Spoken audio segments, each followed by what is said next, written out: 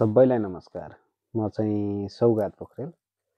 आज हामी छलफल गर्दैछौँ भर्खरै नेपाल सरकारले घोषणा गरेको बजेटको बारेमा। तपाईँहरूले बजेट भाषण सुन्नुभयो र यो बजेटले ल्याएका नयाँ नीति योजना र बजेट तर्जुमाबारे तपाईँहरूको धारणा कस्तो छ?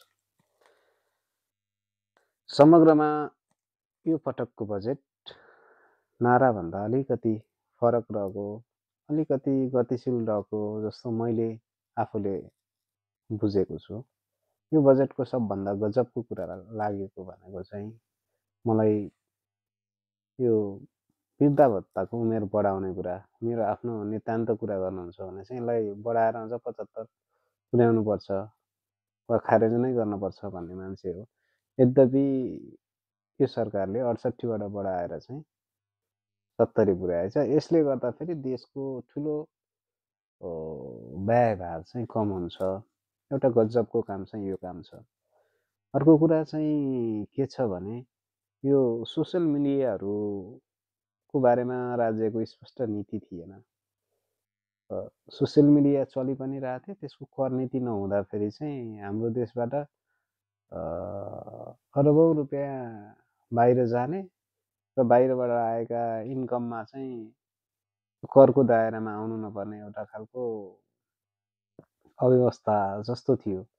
यो पटक चाहिँ सरकारले सोसियल मिडियालाई अलि व्यवस्थित गर्ने र त्योबाट कर पनि उठाउने गरी जसरी बजेट तर्जुमा गरेको छ त्यो सबैभन्दा गजबको कुरा हो जस्तो लाग्छ। अनि अर्को चाहिँ साना योजनाहरूमा चाहिँ कच्याङ कुचुङ सङ्घीय सरकारले, स्थानीय सरकारले जस्तो 2 लाख, 5 लाख, 50 लाखसम्मको योजनाहरू चाहिँ नहाल्ने कुरालाई चाहिँ यसचोटि अलि बढी पहल गरेको जस्तो देखियो। त्यो पनि अर्को गजबको काम हो। अझ त्योभन्दा गजबको काम चाहिँ अहिलेसम्म भइरहेका आयोजनाहरूलाई सक्ने र थाल्नकै लागि मात्रै ठुला आयोजनाहरू नथाल्ने भन्ने कुरा झन् अर्को गजबको कुरा हो।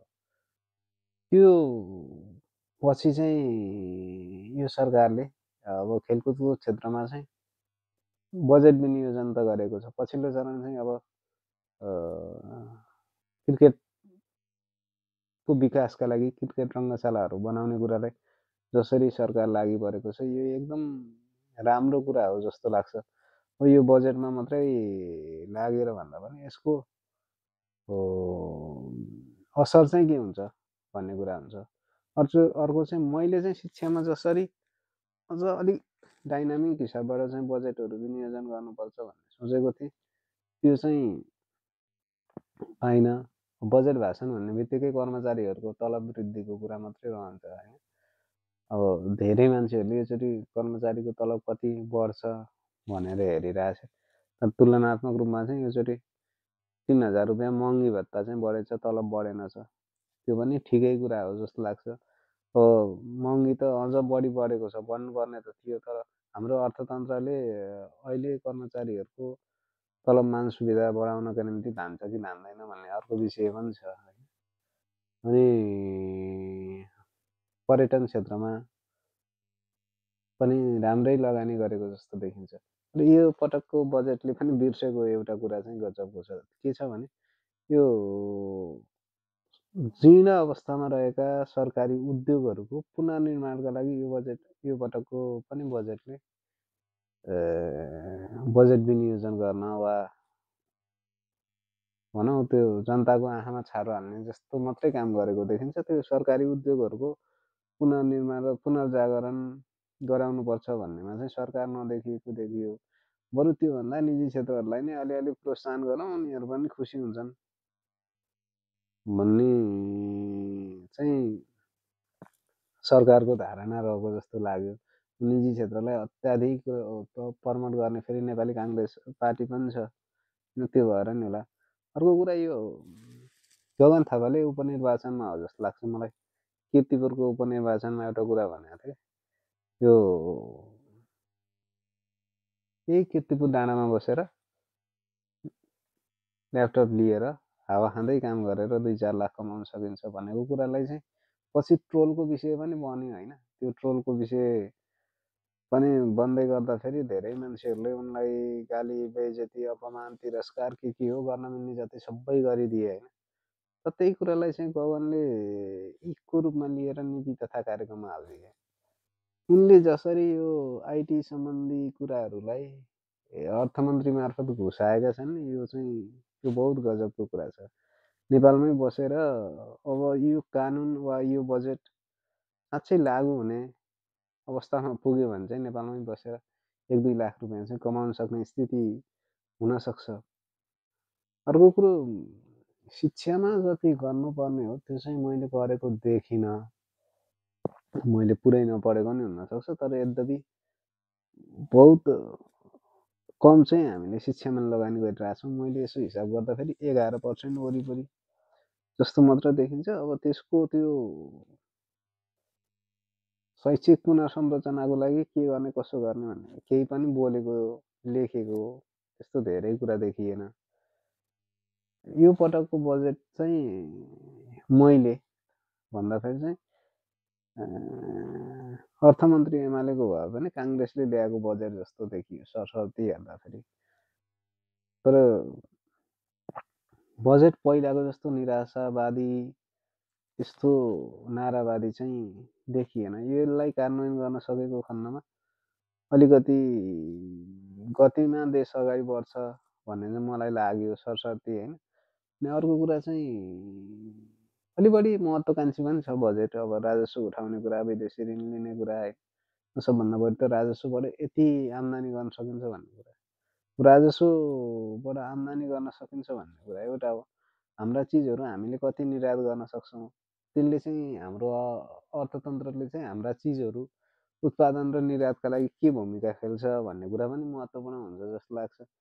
अब सरदरमा अहिले पछिल्लो चरण आएका केही बजेटहरूभन्दा लगभग डाक्टर बाबुराम भट्टराई अर्थमन्त्री हुँदाखेरि पछिको यो उत्कृष्ट बजेट हो जस्तो लाग्छ मलाई। अनि अहिले मैले प्रतिक्रियाहरू पनि सुनिरहेको छु कि अब यो सोलिम वाग्लेले उनी असल अर्थशास्त्री त हुँदै हुन्न होइन, तर अहिले सत्ता बाहिर छन् नि त। त्यो हुँदाहुँदै पनि सरकारकोले ल्याएको बजेट तथा नीति बजेट बारे चाहिँ उनको त्यति धेरै पूर्वाग्रह देखिएन। जे हो त्यही भने प्रष्ट रूपमा यो धेरै नारा वा निराशामुखी भन्दा पनि ठिकै खालको बजेट चाहिँ सरकारले ल्यायो भने। अर्को अब सत्तावादी त सबैले यो संसारकै उत्कृष्ट बजेट हो भन्ने कुरो स्वाभाविक भयो। माओवादीका 2 पूर्व अर्थमन्त्रीहरूको मैले धारणा सुनेको थिएँ, जनार्दन शर्मा र वर्षमान पुनको। अब उनीहरूको चाहिँ के छ भने निराशावादी बजेट, हामीले त भयङ्कर सोचेका थियौँ त्यत्तिको चाहिँ आउन सकेन भन्ने छ। उनीहरू अर्थमन्त्री हुँदाखेरि कस्तो कस्तो बजेट आएको थियो तपाईँ हामीले देखेकै भोगेकै कुरा पनि हो होइन। अब काङ्ग्रेसले पनि त्यही भन्ने कुरो भइहाल्यो। अर्को सबभन्दा रमाइलो कुरा चाहिँ यसलाई अर्थतन्त्र अर्थशास्त्रको त्यति धेरै ज्ञान छैन। ज्ञानेन्द्र साईले चाहिँ यो बजेट केही पनि होइन, यो कर्मकाण्डी मात्रै हो भनेछ। त्यो प्रतिक्रिया सुन्दा चाहिँ बहुत हाँसो लाग्यो। अहिलेसम्म मैले भने डाक्टर बाबुराम भट्टराई अर्थमन्त्री हुँदा पछिको सबैभन्दा राम्रो र उत्कृष्ट बजेट हो जस्तो लाग्छ। यो चाहिँ एकदम महत्त्वकाङ्क्षी पनि छ। पुरा गर्न सक्यो भने चाहिँ योचोटि चाहिँ अर्थमन्त्रीले राम्रै जस पाउने होला नि छ। तर पुरा हुन्छ कि हुँदैन, अब देशको राजनीतिक अवस्था यस्तो छ, नेताहरूको चरित्र यस्तो छ, नेताहरू आफै नागरिक बेच्नका लागि हप्ता वसुली गरिरहेछन् होइन। अब हाम्रो देशको राजनीतिक दलहरूको चरित्र, त्यसका पनि मुख्य शीर्ष नेताहरूको चरित्र अब कागजमा त बहुत राम्रो एकदम सुन्दर बजेट आएको छ योचोटि। त्यस्तो निराश हुनुपर्ने बजेट छैन, तर यसको कार्यान्वयनको पक्ष चाहिँ कस्तो रहन्छ भन्ने हो। अब यही बजेट कार्यान्वयन गर्दासम्म यही अर्थमन्त्री रहिरहन्छन् कि रहँदैनन्, प्रधानमन्त्री रहिरहन्छन् कि रहँदैनन्, वा यही एलायन्स रहिरहन्छ कि रहँदैन भन्ने कुरा अर्को कुरा नि होला।